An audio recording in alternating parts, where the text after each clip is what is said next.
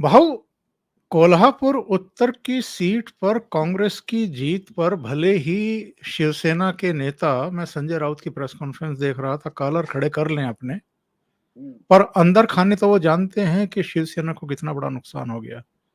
आप खुद बता रहे हैं कि 5 बार शिवसेना इस सीट से जीती हुई है और अब ये सीट उसके हाथ से गई। अब वो कांग्रेस की सीट हो गई है। तो ऐसी हालत में ये अति उत्साह में कुछ और गलतियां करेंगे जैसी अभी हाल में हमने देखी हैं। मतलब जब से सरकार बनी है तब से हम इनकी गलतियां ही देख रहे हैं लगातार। कंगना रनौत हो, अर्णब गोस्वामी हो, किरीट सोमैया के खिलाफ, इसके खिलाफ, उसके खिलाफ, कुछ भी ले आइए, कुछ भी दर्ज कराइए, और जब कोर्ट सबूत मांगे तो ठन ठन गोपाल, आपके पास कुछ नहीं है कहने के लिए।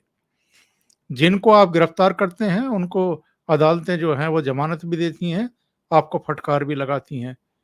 यानी शिवसेना ये साबित कर रही है कि सत्ता हमारे हाथ में तो आ गई है। पहले भी 2 बार उनका चीफ मिनिस्टर बना है। मनोहर जोशी को हमने देखा है, नारायण राणे को हमने देखा है। लेकिन इस बार वो 2 ऐसे दलों के साथ सरकार चला रही है, वो 2 दल तो फल-फूल रहे हैं, हालाँकि एनसीपी बदनाम भी हो रही है। लेकिन शिवसेना तो बिल्कुल अपना बंटाधार कर रही है, बेड़ा गर्क कर रही है। तो क्या इस जीत के बाद ये गलतफहमी में कुछ और गलतियां भी कर सकते हैं आने वाले दिनों में? नहीं, अगर हमें उनको सोचना ही नहीं है। देखो, गलती गलती के सुधार कब होता है? आप गलती मान ले, गलती मान ले। अब इनकी हालत ऐसी बुरी है कि गलती हो गई है, मानेंगे कैसे? ये मान नहीं सकते। गलती कर दिए, अब ये मान नहीं सकते, यानी पीछे भी नहीं हट सकते, आगे भी नहीं जा सकते। ऐसी विचित्र अवस्था में फंस गए। अब ये कल परसों बोल रहे थे संजय राउत कि मुंबई तोड़ने का इनका इरादा है, गेम है, ये है, वो है। इनको मुंबई क्या मालूम है? मुंबई का मतलब ये जानते हैं?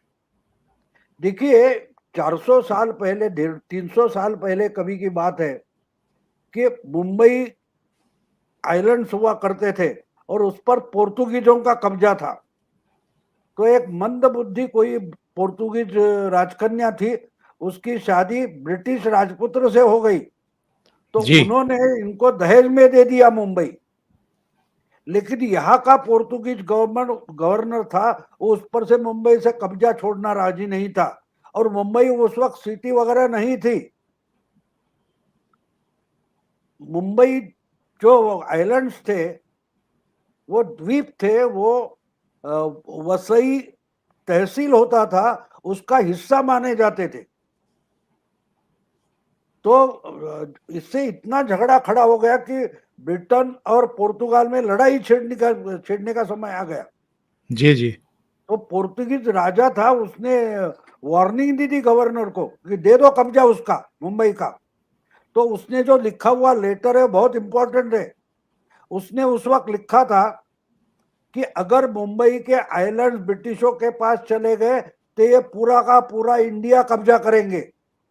तो मुंबई का मतलब समझते हैं आप? और ये खाली बकवास करते बैठे, मुंबई तोड़ेंगे, मुंबई तोड़ेंगे। अरे तुम्हारा हर कॉन्स्टिट्यूंसी तोड़ रहे हैं और तुम मुंबई तोड़ेंगे ऐसी भजन करते बैठ गए। क्या मजाक बना रखा है? शिवसेना एक मजाक बन गई है। देखो, पॉलिटिक्स में आजकल शिवसेना एक मजाक बन गई है।